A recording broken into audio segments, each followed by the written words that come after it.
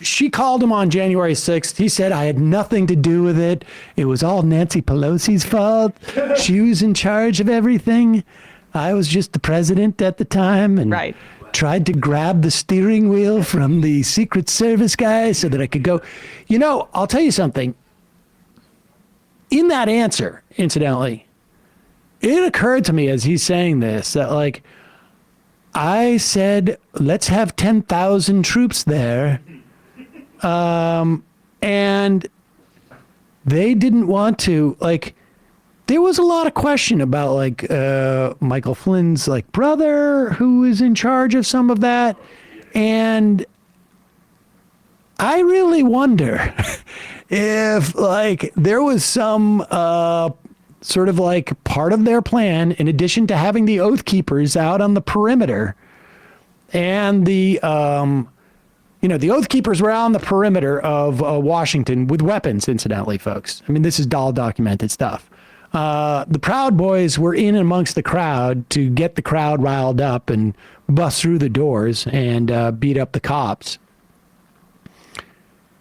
I wonder if they thought it was going to go one way where the presence of troops would actually help them. And that I wonder if Pelosi and the police chief of D.C. were a little bit nervous about how those troops were supposed to react. We speculated about that at the time, I think. I just, when he brought it up, it was like, I was like, wait a second. Right. This guy seems really plugged into what was going on that day in a way that, like, you know, I'm surprised. Like, why is he looking to have, you know, specific security measures? Donald Trump doesn't strike me as a detail guy unless it's for his own benefit. Like, who, like, what, like, why would you call for troops for a rally for what you think is going to be a peaceful rally? I don't, there was something really weird on that. But let's go to Donald Trump saying, announcing after he'd said, like, Ashley Babbitt shouldn't have died that day. Well, maybe she shouldn't have, but maybe somebody should have basically told his followers that he didn't actually win the election. Focus truth in these times that we're living in. Mr. President, for 3.5 years after you lost the 2020 election, you repeatedly falsely claimed that you won, many times saying you won in a landslide. In the past couple of weeks leading up to this debate, you have said, quote, you lost by a whisker, that you, quote, didn't quite make it, that you came up a little bit short. I said that? Are you now acknowledging that you lost in 2020? No, I don't acknowledge that at all. But I you said did that say sarcastically. You know that.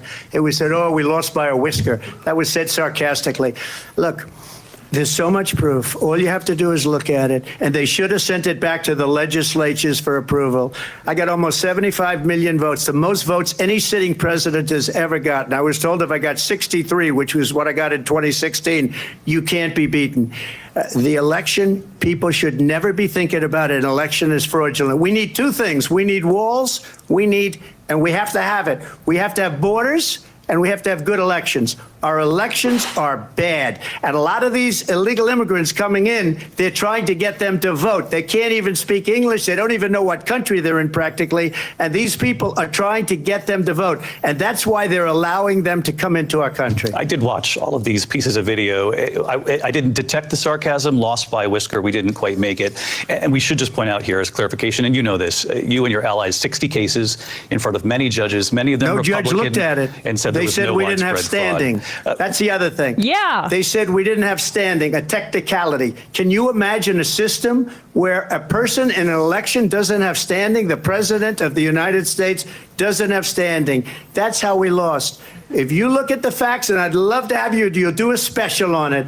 I'll show you Georgia, and I'll show you Wisconsin, and I'll show you Pennsylvania, and I'll show you. We have so many facts and statistics, but you know what? That doesn't matter, because we have to solve the problem that we have right now. That's Pause it for 1 second. I so desperately want him to go, if you want the facts, go to My Pillow, text 665, and get 10% off of My Pillow. Doesn't matter, because we have to solve the problem that we have right now. That's old news. And the problem that we have right now is we have a nation in decline, and they have put it into decline. We have a nation that is dying, David. Mr. President, thank you. Vice President Harris, you heard the president there tonight. He said he didn't say that he lost by a whisker. So he still believes he did not lose the election that was won by President Biden and yourself. But I do want to ask you about something that's come up in the last couple of days. This was a post from President Trump about this upcoming election just weeks away. He said, when I win, those people who cheated, and then he lists donors, voters, election officials, he says will be prosecuted to the fullest extent of the law, which will include long-term prison sentences. One of your campaign's top lawyers responded saying, we won't let Donald Trump intimidate us. We won't let him suppress the vote. Is that what you believe he's trying to do here? Donald Trump was fired by 81 million people. So let's be clear about that. And clearly he is having a very difficult time processing that. But we cannot afford to have a president of the United States who attempts, as he did in the past, to upend the will of the voters in a free and fair election. And I'm going to tell you that I have traveled the world as Vice President of the United States, and world leaders are laughing at Donald Trump. I have talked with military leaders, some of whom worked with you, and they say you're a disgrace.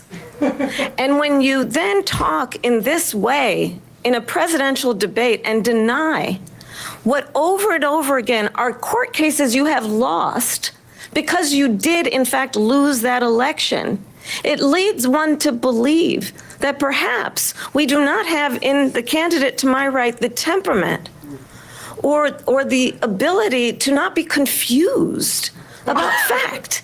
That's deeply troubling, and the American people deserve better. All right, so give you 1 minute there to she respond. goes, basically saying, like, he's losing his mind. He's either losing his mind or he's a horrible person. And, you know, to be fair, that does cover it. Pretty much. I mean, she could have gotten more specific, like untreated syphilis or something like that. But I think that, My like, God, I would love to see his reaction to that. Yeah. She used the "you're fired" line against him. Yep. His favorite line. Yep. And that was, you saw his face. That was one of his most visceral reactions. Well, that's his face when he said, when she implies he's confused. He does know how to like mug to that. Because Yes. it's not like just like I raise my eyebrows, look up. It's like, ooh, this is kind of. the only thing that I would have liked that is that, like, he says that he got more votes than any sitting president, and that's true. Also, he also got more votes against him than any person ever. 2 records. Yep. And she just repeatedly, I feel like, triggered him in that particular area. And he didn't do...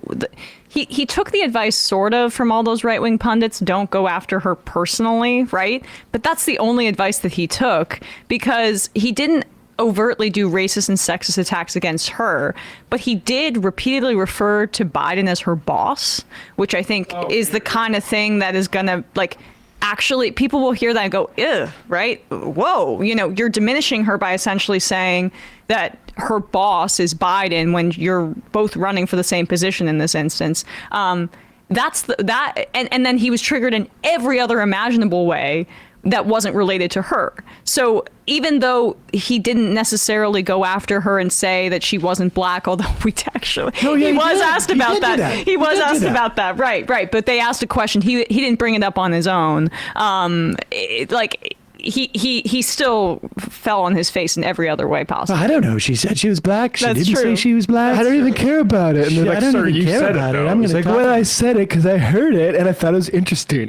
Yeah, I forgot that Muir and did ask him about that. Right. And exactly. the one thing I guess he did say personally, which was tangential, was just saying right at the beginning that, her father is a Marxist economist and that type of thing. Yes. But also, I also think, as you said last night, Emma, him deploying the I'm speaking or I'm talking is it does not land the same way when Donald Trump is doing it. Well, but here's the thing.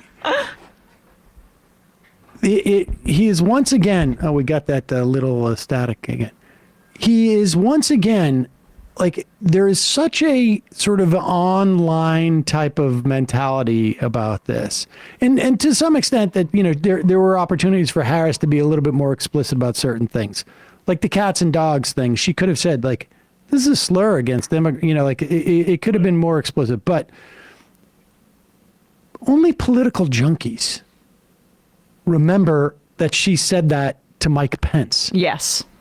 Only political junkies Yeah, and I know what happened during the VP debate, one line from the VP debate, right? Like, and frankly, only political junkies who probably subscribe to some type of like, you know, are aware of like girl boss movement type of thing, you know? You mean her, like Democrats? Yeah, yeah, oh yeah, yeah.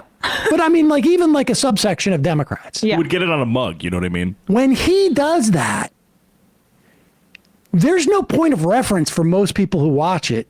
There's just people who go like, he seems a little bit like a bully. Because look, in his own head. Here's the deal. In his own head, he is talking to the incels. Yep. And again, like this is what they banking their campaign on. They're banking their campaign on being able to motivate men ages 18 to 45. And they do. There's a big gender gap. It's just a question of how many are out there and how many can they get off the couch to go and vote. It could very well be high. If they win, that's going to be why they win. But this is the thing. He thinks in there, like, I'm going to motivate them by throwing that back in her face. But the problem he has is that for the rest of the people who are watching this debate, he comes off as being like an a-hole. Now, even if she had delivered the same line back to him or prior to that, it's not the same because there's history, there's context, and women can say certain things to men and it not seem as sort of like bullying as if men say it to women. That's privilege. Because we live in a society that actually has a context, right? And so the idea of like his boss stuff is one of those things.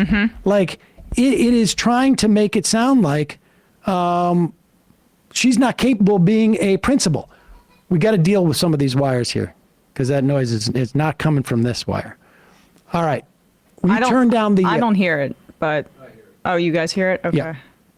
And that's what was going on there.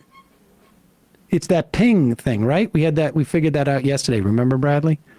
Okay. Yeah. All right. Well, That takes it down. We'll deal with that in a bit.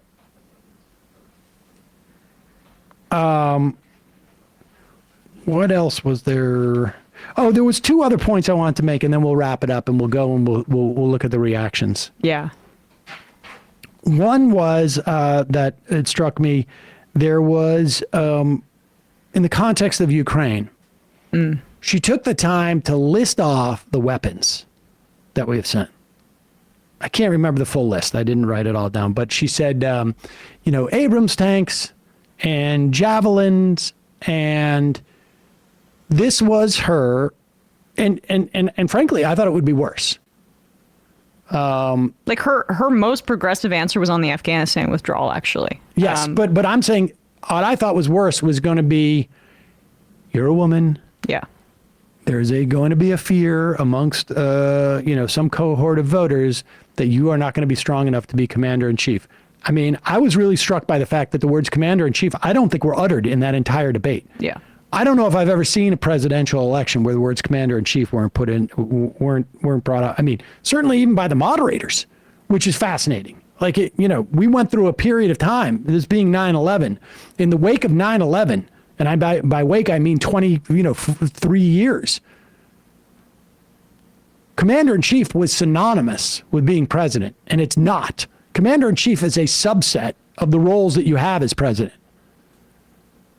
And her listing the Abrams tank and the Javelin missiles, that is her way of trying to communicate that, like, oh, I know, I'm prepared to be commander in chief.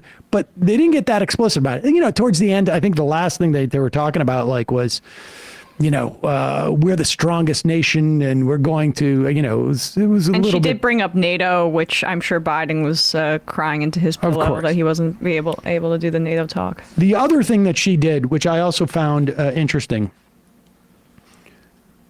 when you look back on Obama, his shtick was there is no red America, there's no blue America. Referencing and acknowledging that there are political differences. But he's saying there are big, deep political differences, but they don't define us.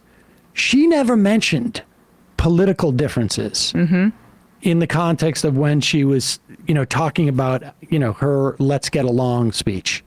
It was all like the neighborly, folksy, sort of like Tim Walz-y stuff. She picked Tim Walz, as you mentioned last night. But like to adopt that type of rhetoric versus, we have political differences. By the same token, she also didn't say like bipartisanship.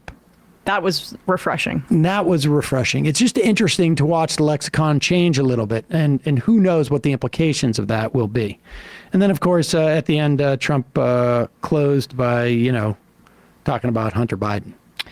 Yeah, he as the night got on and he got a little more went on, he got a little more tired. He kept bringing up Biden more and more because he just so desperately wishes he was running against him. We should note that, Israel, Gaza came up, was asked. She basically did this is a failure, honestly, of the media. Like, the moderators do a great job, but media more broadly, like, why is there no follow-up when she just repeats the exact same thing about, like, State Department copy as it relates to Israel and Palestine when it comes up in the Dana Bash interview and in the debate?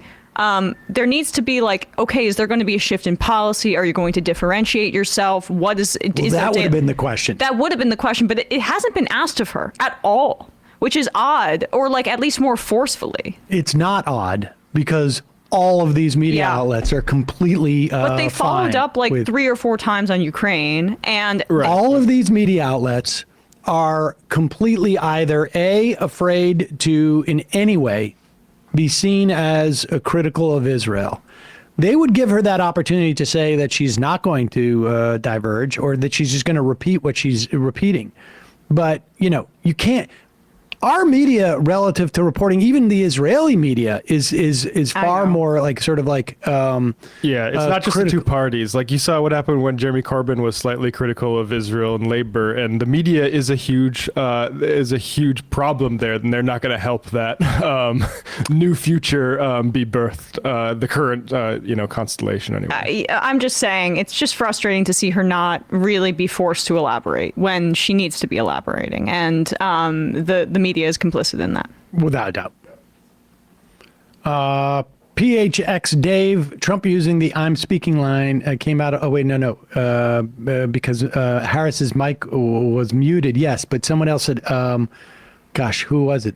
I'm sorry. I just saw this on the IM, but I said they were speculating whether that was a Gates coaching. It was Gates and Matt Gaetz and Tulsi Gabbard, who coached Donald Trump. And there is no doubt in my mind that Gaetz was like, you've got to use that line against her. I love that they call it policy time, and he's like, because it's not debate prep. I don't need any help with that. It's just about policy. But one of them famously ended with them going up to his suite to watch her convention speech. So I guess not really policy, but anyway. Oh, it was completely like... First of all, I don't know how you prep this guy for debate. He did better in this than he did with Biden, to be honest with you. But that was because nobody noticed, because Biden was like, playing Captain Pike, and nobody could, Biden wasn't reacting to anything. I don't know if you know, Sarah. I don't know Star Trek, yeah. Yeah, no, this is a ancient, Biden was, if you go back and watch that debate, Biden looks honestly like he's not even aware of where he is for half the time. And that part of it was just the expression on his face, but he also didn't have the alacrity to, respond in time. And looking at the camera. Yes. Hey folks, don't forget to hit the subscribe button and check out our daily show. We do it every day at 12 p.m. Eastern for about 2.5 hours. We even take phone calls. You should check that out.